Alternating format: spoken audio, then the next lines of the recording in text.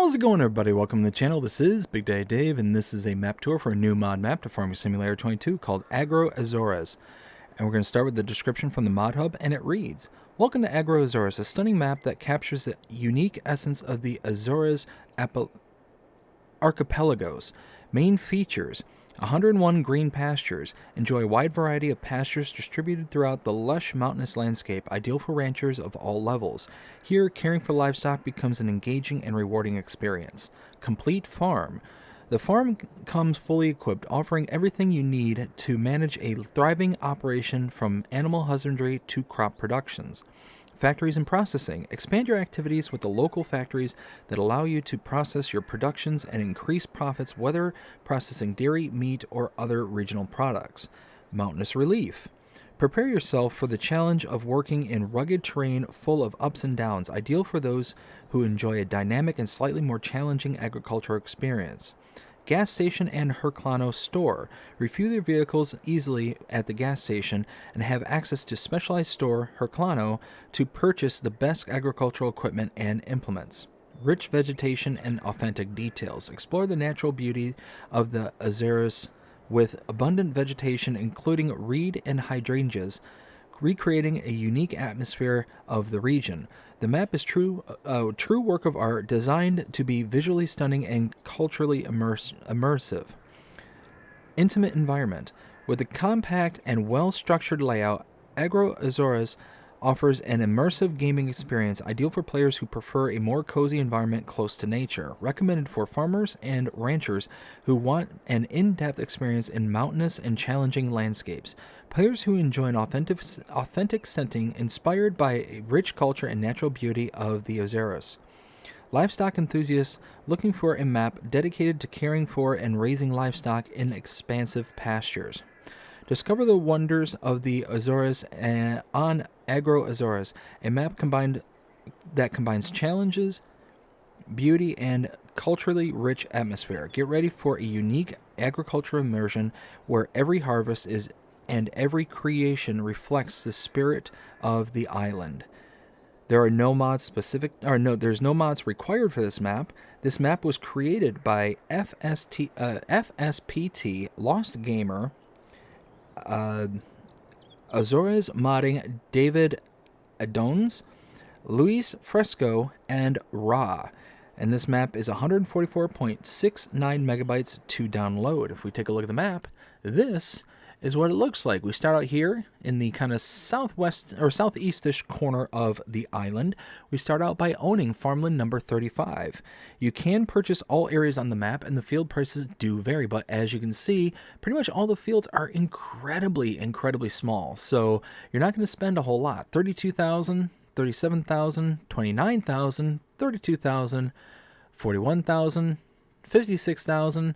I mean, you're really going to struggle to find much beyond $80,000. There's really not much. Now, there is a kind of periphery area, $13 million, but I'm not going to count this as kind of the main purchasable areas. You're purchasing this if you want to be able to kind of add the kind of finer details around the shops areas and the production points and all that stuff. But, I mean, for the most part, the areas that most people are going to buy are these fields here, and they are incredibly cheap. $10,000 for this one here, and so on and so forth. There's not much in the ways of forestry on this map. You got a little bit up here with just a couple of trees that you could potentially take out. You've got a little bit, again, right up here at farmland number 54 and 55. These are the dedicated forestry areas, but not much there. 26,000 for the first one and 36,000 for the second one. Now, if we take a look at animals, we do have animals to start out with. We have a cow barn. Contracts are available on this map. No production change to start out with, and no collectibles. If we take a look at mods specific to this map, there is nothing here under the buy menu, but under the build menu. If we start out under buildings and sheds, there's nothing under sheds, but under silos. If we scroll down and make our way over, you'll see Agro Azores. That is a mod specific to this map. There is nothing under the rest of them, nothing under silo extensions, containers, tools, or farmhouses. There is nothing under the entire tab of productions, animals, decorations, but under landscaping, we do have additional painting swatches here. We also have under trees, several mods specific to this map, as well as under plants, several mods specific to this map. And that is everything. So let's go ahead and start our tour. Right here we have a repair trigger, and let's actually, I forgot to activate something, and I'm in the wrong tab. There we go. So repair trigger behind me, shop trigger right here, and we are going to go ahead and lease out a truck so we can make our way around the map, because there's nothing down here for you to use other than just walking around the island. And that'll take a while. So let's go ahead and lease this equipment. We're going to start out by going left. We'll stop right here. Got the dairy right here, be purchased for $70,000, and here we have our output, and around this side, our input.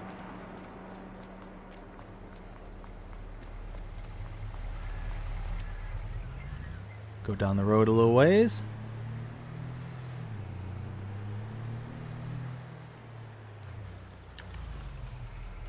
Over here we have our manure sales buy point. We have our selling bales sell point. Our animal dealer is right here. Now, if you want to go ahead and purchase animals for your pens and pastures around the map, you'll be able to come to this icon right here, or be able to use the same icon at any of your pens and pastures. If you use this icon directly, though, you will incur an additional fee. That fee is associated to a delivery fee. The animal dealer at this location is delivering the animals to wherever you have your pens and pastures set up around the map. And it gets a little expensive. For an adult cow, it is an extra $100 per adult cow. So you can see a base price here of $1,550, $100 additional delivery fee per cow. You go 60 cows, you go $6,000. It adds up really, really quick. Now, if you want to save that money, bring an animal trailer to this location and load directly into the animal trailer. Then deliver the animals to your pens and pastures yourself, and you save on that delivery fee. And depending on how many animals you're wanting to buy at one time, it can add up pretty quick, and you can save quite a bit of money. Now, right here is the animals sell point. Now, one thing you'll see is that there are animals in the background here. This is part of the periphery purchase, and there's another pasture pen over in that direction on that hill over there. And we'll drive by it and you'll see them. But again, that's all a part of the periphery. So it's not a pen or pasture that you can actually purchase and maintain as far as I'm aware. Now, at the end of this road, we'll stop right here. Right here we have the Johnson's Farmers Market sell point. So you've got your grains goes in here, your pallets go here. You got your lime station buy point right there. Got our grape processing unit right over here. Can purchase this for $80,000. Output here, input here. We got our carpentry right next door, $60,000 to purchase the carpentry. And input here, wood cell trigger here, and output there. Next door to that is the bakery. Purchase this for $50,000. Input and output are here. The biomass heating plant is here with a wood cell trigger right there. Debris crusher right there. Sell point for stones. We got our spinnery tucked away in the corner over here, and can purchase this for $60,000. Input and output are right here. And then behind me is the sugar mill. Input right there, output around the backside right here, and can purchase this for an extra $80,000. So now we hop back in the truck and make our way around the rest of the map. So we just follow this main stretch all the way up to our next point of interest. And you can see the terrain on this map is ridiculous. This is not a map for the faint of heart. You're going to have to come in here. You're going to have to pay attention to what kind of equipment you're getting. You don't want to get something that's too underpowered, because you are not going to make it up some of these hills, especially when you're tugging around implements and stuff like that. I mean, this hill alone is going to be an absolute slog trying to get back up from, you know, the production points and all that stuff. If you're carrying around any of the production point goods, I mean, good luck getting up there with some of the smaller equipment.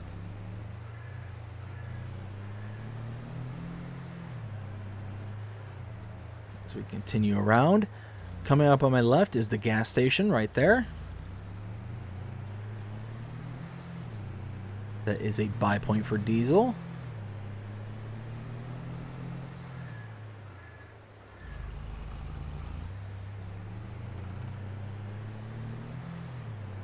Those two blue dots on the map to the north of me, those are the forest areas. They're just marked on the map, but they're not actual like points of interest. Now if we turn here and then follow the driveway up to our main starting farm here. Now because we're here at the starting farm, let's take a look at some of the starting equipment. We'll go into our buy menu under owned items. Under small tractors, we have the Kloss Arian 660 and the Massey Ferguson 3709AL. Under trailers, the Kloss Carrot 140TD. Under plows, the Pottinger Servo 25. Power harrows, the Nordstein HK25. Under seeders, we have the Nordstein HK25 and S3030. Under planters, we have the Agromass Falcon 3. Under slurry tanks, the FarmTech Super Cease 800. Tedders, the Pottinger Alpenhit 4.4H. Windrowers, the Pottinger Top 342. Under balers, the Kloss Roland 455 RC Unirap. And animals, the K-Brand RA 142 mixing wagon. And that is it. So let's go ahead and check out the farm. Wardrobe trigger right here. Sleep trigger right here. We've got some of our equipment stored over here. Grain silo right here. And our cow barn. So we have our slurry output there. Manure heap here. We got our food input here, as well as our straw blow-in trigger right there. Water trigger here. And over in the corner is the milk trigger right there. And then to put into the cow barn, let's go ahead and come down the back side of the farm.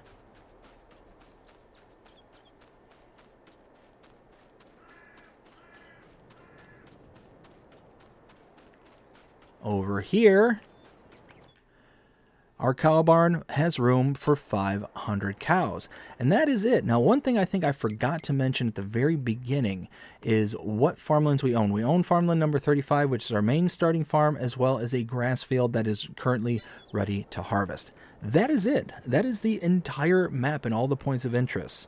Now it's time to render my opinion and let you know what I think. 0 to 5 scale as per usual. I'm really torn on this map. I am severely torn. On one hand, love the color palette.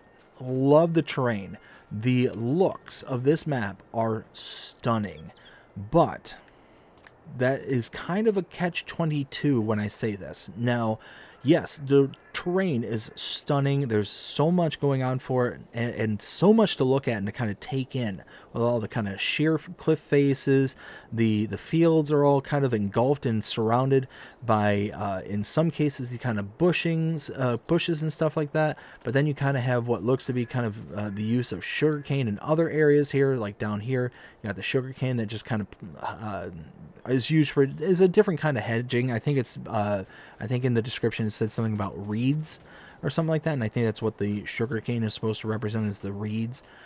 But yeah, I mean, it's a very stunning looking map, but that comes with a kind of a price, a kind of a cost. If I take a look in the kind of third person view, you'll see that some of these fields are really janky. So, good example right here. Trying to harvest this sunflower field right here, where this hill is kind of like encroaching into the field, you're going to have one hard time trying to get your equipment up on this hill to be able to get this kind of sunflowers right here. You know, and that's pretty well universal for most of the fields on here. Some of them are going to be okay. But if we go down south, like right down where we first started, we'll just go ahead and teleport down there. We'll go to the shop, and specifically to field number 76. It's right back here.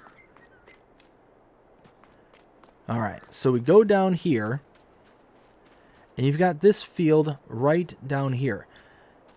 You're telling me that you're going to be able to get a piece of equipment into here, even the smallest harvester that you can get. What is this? This is cotton.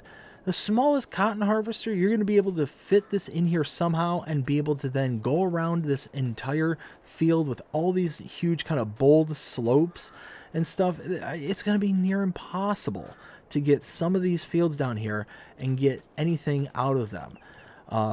You know, same thing with this over here. You can see the roadway really narrows down right in this area here in certain spots. And again, you're going to have a little entranceway right here that looks really, really small. Let's go and check that entranceway out. But I mean, look at this. It's just, you've got this huge bump right here that you're going to have a real difficult time trying to get your equipment in and out of and to harvest that specific section of the field. We go back over here, like I was talking about, the entrance to this particular field. How wide is this? That's really small. Now, I don't think there's any collisions on these. No, it doesn't appear to be any collisions or anything like that. So it's not a huge deal. You're going to be able to just come, you know, barreling through here and do whatever. But again, you're going to run into issues trying to harvest this stuff. This is going to be very, very, very difficult in spots to be able to just come in and do a simple harvest. You know, and depending on what kind of equipment the contracts are giving you, some of these are going to be near impossible, depending on the equipment that's kind of dished out. You know, again, you've got this kind of entryway here, and if you get product on this particular field, this one actually looks really good, but it's going to be very challenging because of the terrain on here. I like this field. This is a good example of what should be done on this field. Now, again, you got this field over here. Where was the end? Okay, it's over here. So again, very small entranceway. I would say that these need to kind of be expanded out just a bit. You know, if you've got this one here that's, again, really, really small, trying to get some equipment back in here is going to be very difficult. So again, it's just, long story short, a lot of, you know, really tight areas, and with all the kind of hills and terrain and all that stuff, you're gonna have some difficulties getting in and out of places. Thankfully, as far as I can tell, there's no collisions on the hedgings here, so you're gonna be able to just run right through some of the hedgings, and if you want to. Now that brings me to some of the other things that I kind of noticed I'm not too crazy about. This production and sell point area, I cannot stand this. This just looks like it's just been plunked down. It's something I very commonly point out, is that when you've got just these things, just these standard production points that are just kind of put down on the ground here, they're just kind of bloop, they're there, bloop, it's there, bloop, it's there, like next, and it's just kind of like this whole kind of facility, but it doesn't have any kind of decorations, it doesn't have any kind of feeling to it, really, and it's just kind of function over form. And with the whole island being so beautiful, you got this beautiful hillside pasture right here, which this is really cool. I love that all the cows are just kind of clustered in here. You got whatever this is. Oh, it's like a half buried house. Maybe there, way back when there was a mudslide or something like that, buried it and just abandoned the house kind of thing. I mean, that's kind of cool. I mean, yeah, you know what I'm saying.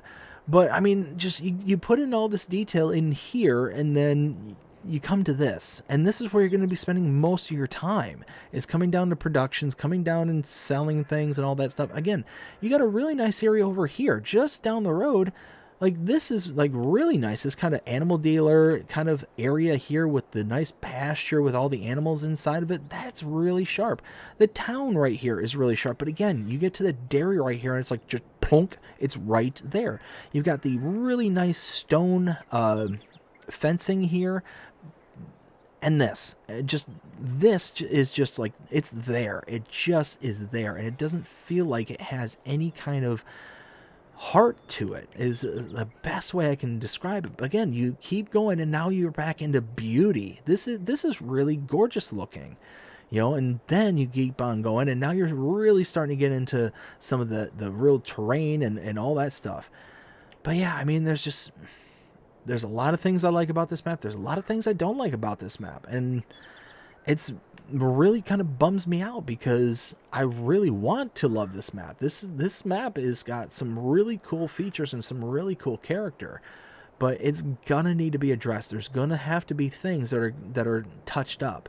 You know, you've got this area up here. This is kind of like another forestry bit here, but this is part of the periphery area. But it kind of really kind of goes up in the mountains and all this stuff, and this is really kind of going to be like a no-go zone almost, because, I mean, you could luck getting anything up here.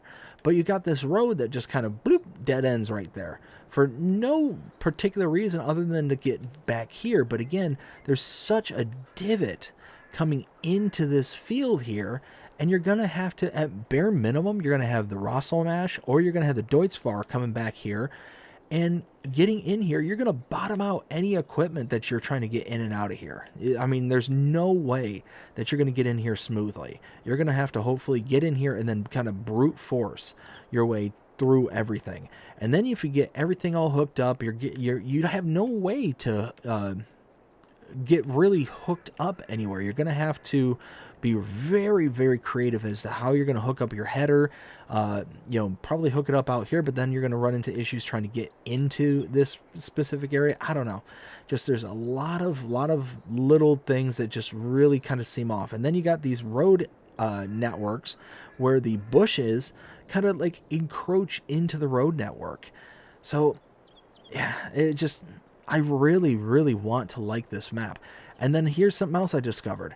You've got this field all the way up in the north. This looks like, what, field 55? But this huge kind of pond is right here. Does this stay here permanently? Does this kind of just is now here forever kind of thing? Or does this evaporate over time? Or during certain times of year, does this kind of fill in and go away? I don't know. It just... There are questions that I have, and this map is going to need to be touched up. There's going to have to be some things that are really going to have to kind of, get hammered out in order to make it to where this map is going to be 100% functional. And right now, I just don't feel that this map is as functional as it needs to be yet. I can see where the map makers are going with this. I can see what they're aiming for. I just don't think they're there yet. But when they get there, I think we're going to have something special in this map. So I'm looking forward to hopefully seeing an update in the not too distant future for this particular map. And if we get it, I think we're going to be the better for it. But all in all, that's kind of how I feel about it. And before I go, I want to make sure that everything I've said up until this point is not intended to be taken personally. It is nothing, to be... it's all intended to be constructive criticism. That is it. And my hope is that if this information gets back to the map maker, they can then take it with them and either do one of two things. Either ignore me and say you don't know what you're talking about, or they'll take it back and say, okay, these are some valid criticisms, or we feel that there's something that this guy's touching on that is, is something that needs to be looked into, and then potentially go back and do something with it. That's my hope. So like I said, nothing personal, nothing is ever intended to be, mean or in bad faith or anything like that. It is intended with nothing but the best intentions. So before I go, let me go ahead and give my score. 0 to 5 rating as per usual. Like I said, I love this map. I really think that this has got some stunning views and some really cool stuff about it. But there's also some negatives. So when I kind of weigh those two things out, I'm going to say, in its current form, a 3. I think a 3. I think that if the things that I have pointed out there get addressed now or in the future, I can see this map being a 4, maybe even up to a 4.5. If those issues are fixed, I would love to see them get addressed. But we'll see. We'll see how things go from here. But I hope you enjoyed this map tour. If you did, please show me by liking, sharing, subscribing, following, commenting, doing all the things the algorithms enjoy you doing. It shows you're engaged with this channel and enjoying the content. And that being said, I hope you have a fantastic day. Take care.